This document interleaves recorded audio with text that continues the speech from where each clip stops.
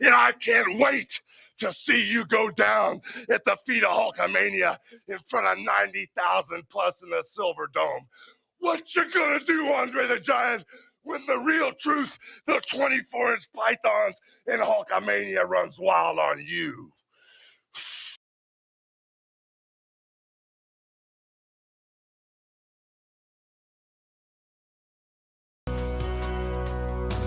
We've always had passion. Well, it is a tough day when you lose one of your childhood idols, and to make it worse, I had to sit through an Essendon game, but that's the price you pay for being loyal. We're going to go through the match right now. We lost by 83 points, so that's on top of the 91-point loss we had against the Western Bulldogs.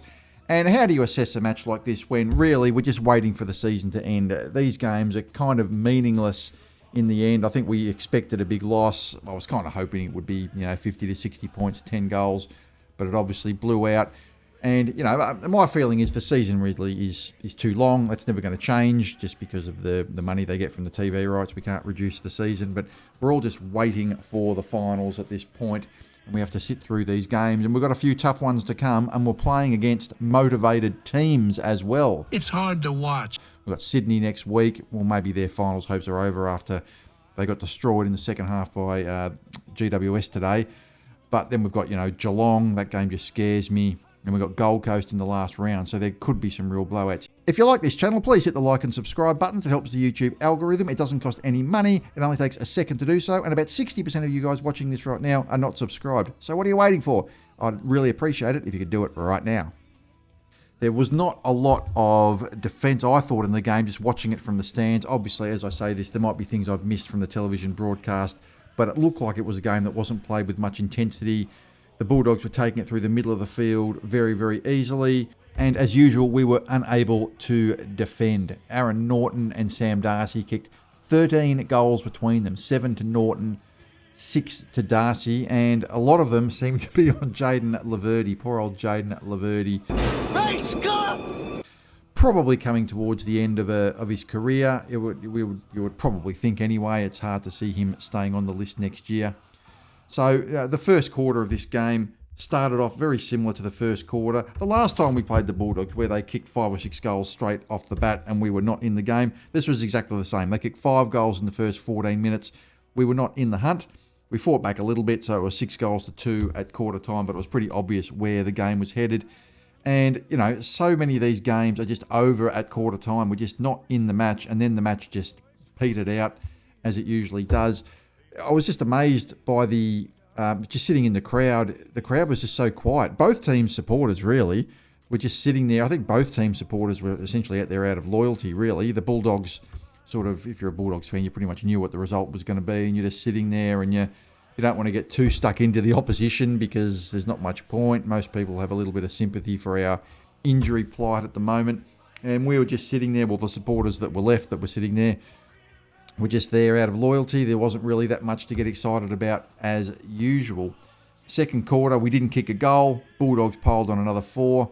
I thought the effort was kind of a little bit better in the second quarter than it was in the first, but we're just unable to defend that transition. When we lose possession of the ball, the Bulldogs were just, much more efficient. And look, I don't think they were particularly good. I thought they just did what they had to do. And when they're not up against much and we're just struggling defensively, they're able to just rip it through us. They are... this season, they do have a bit of a reputation for being flat track bullies, and, their test will come next week against GWS.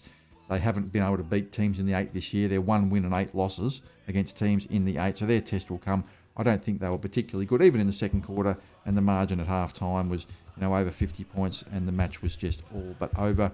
Third quarter, once again, much like the others, 7 goals to 2. I'm not going to go through all the goal kickers because it doesn't really matter. We were all watching. Now, unfortunately, Ridley went off injured.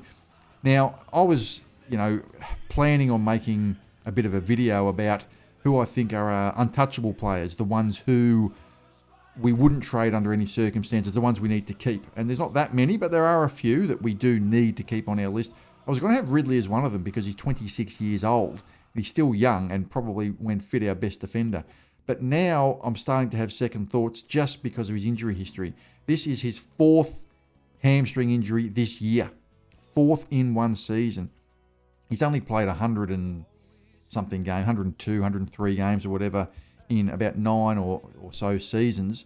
So he's only averaging, 11 games a year or something, which is really insane. He's been injured that's 100 games that he's missed. And you do have to wonder whether you're getting value from someone on the list.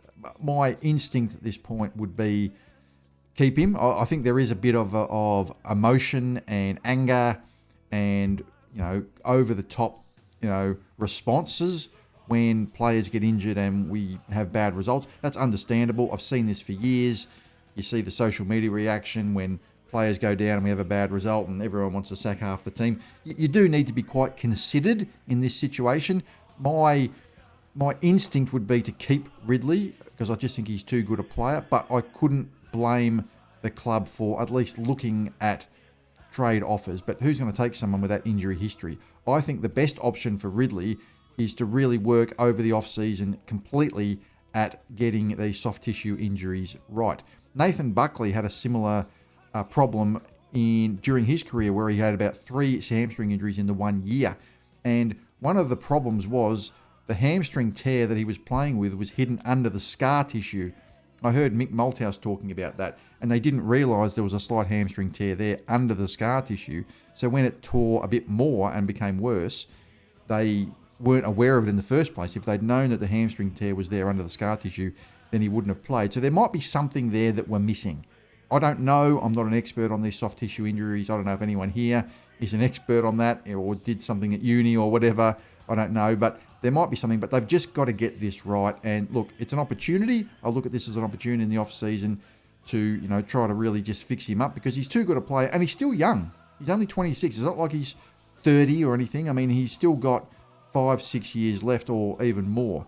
So that's my thoughts on Ridley. I wouldn't get rid of him, but I wouldn't have him at this stage as, an untouchable just because of that injury history. You just couldn't make that call. Although, if I had to say, I'd rather keep him at this stage. The last quarter just petered out. It was 5-3. No one really cared at this point. We were just watching out of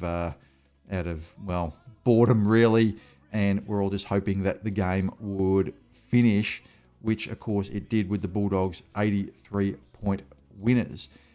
So who did play well for the Bombers? Well, look, we didn't really have anyone that stood out really. We only had one player that had over 100 champion data points. That was Mason Redmond. I didn't even think he played that well. He did okay. I saw him have a terrible defensive act at one point I think it was the third quarter where he just got outmarked. It looked like he wasn't trying that hard. I'm not saying he wasn't trying. It just, it always appears that way when someone makes an error. He got a bit of the ball. He had 19 possessions. I thought probably Sam Durham was probably our best player. He had 27 possessions and 15 contested possessions. Just to put that into perspective, guys, Durham had 7 more contested possessions than any other player. Dylan Shield had the second most contested possessions with 8. And I thought Shield, to his credit, tried to give us something. I thought his run and dash, he at least looked like he was trying. And I would have said that, just observing from the stands without having sort of watched the game at home, I would have thought Shield was probably our second best player behind Durham. It actually looked like he was having a go, and you could tell his class out there. And look, he's coming towards the end of his career, but I couldn't complain about Shield's game. I thought he was pretty good. Merritt tried hard, 30 possessions. He had 92 champion data points. Archie Roberts, 26 possessions. But you just go down the list and there just wasn't too many players that made an impact. Most players just weren't really factors in the game. Andrew McGrath had 22 touches, but 16 of them were handballs. It looked to me like he was playing a bit in the midfield from what I could gather. If I'm wrong about that, just let me know. That's just sort of what I could gather from the stands. There might be some things I've missed. Laverty, 16 possessions, but was outmarked, and he must have had 10 goals kicked against him. It looked like he was moved at various points onto Norton and at various points onto Darcy, and he just had a bit of a shocker. El Hooley had 17 possessions, tried hard, but pretty ineffective. Jackson Pryor, I thought, watching from the stands, I could see genuine effort from Jackson Pryor. Genuine effort. I think he wants to stay on the list next year, and my thoughts are that he's doing enough just to do that. He hasn't got a contract for next year, which puts him in jeopardy, but I would have thought that with the effort he showed tonight, it looked like he had a genuine go. I was sort of watching him closely. I was sort of spending time just watching individual players here and there. You miss a little bit when you do that. And my observations were that he looked like he was having a go. He had 17 possessions, 6 contested possessions. I thought he did all right. Caddy kicked a goal, very difficult. He tends to just go for contested marks too much. He needs to find a way to lead better, to take uncontested marks. It's too much hard work for Caddy at the moment. He's trying to use his athleticism, I guess you would say, to generate scores, and it's always very difficult when you do that, when you're playing against top class defenders from other teams, even though the Bulldogs are struggling a little bit defensively this year. But look, you kicked 1 goal and didn't really have a huge impact. McMahon kicked 2, so this is I think it's about the 30th game in a row when you count VFL and AFL that he's kicked 2 or more. And the 2 games he's played, we've been well beaten, and he still kicked those couple of goals. He doesn't get much of the ball. What I like about him is that he's efficient. What you really want from a player is to get maximum value from their possessions. And he might get 6 or 7 kicks a game, which is kind of what you expect from a full forward. And he always kicks his 2 or 3 goals. He's kicked 2 goals straight in 2 consecutive matches. And hopefully he stays on the list. I think he's going to be a very important player for us for the next 6 or 7 years. Kako battled hard, only had the 7 possessions and kicked a goal. Perkins didn't do much, 8 possessions. I mean, so many players just didn't do much. Gresham was disappointing. Guelphy I didn't notice. Angus Clark I didn't notice. He had 9 possessions. Goldstein just had 1 kick, 28 hit-outs, but, kind of ineffective. I don't really care about hit-outs. They're kind of meaningless statistic.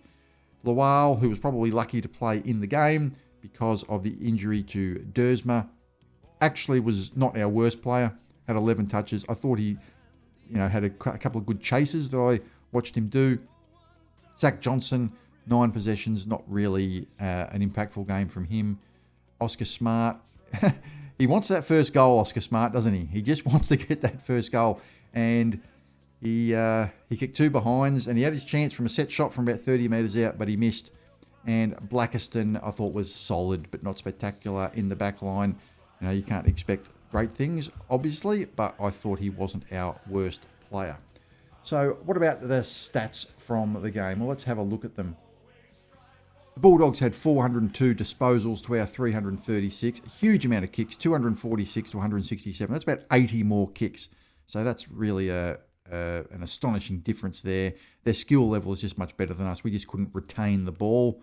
And as we've shown this year, when we can't retain the ball, we have no chance. We have to at least retain the ball to have some sort of hope in games. They had 10 more inside 50s.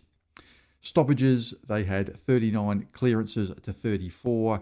We outdid them in centre clearances, which, is an area that the Bulldogs have been dominant this year. We were able to get that edge on them in this match. Stoppage clearances, they led us by 8.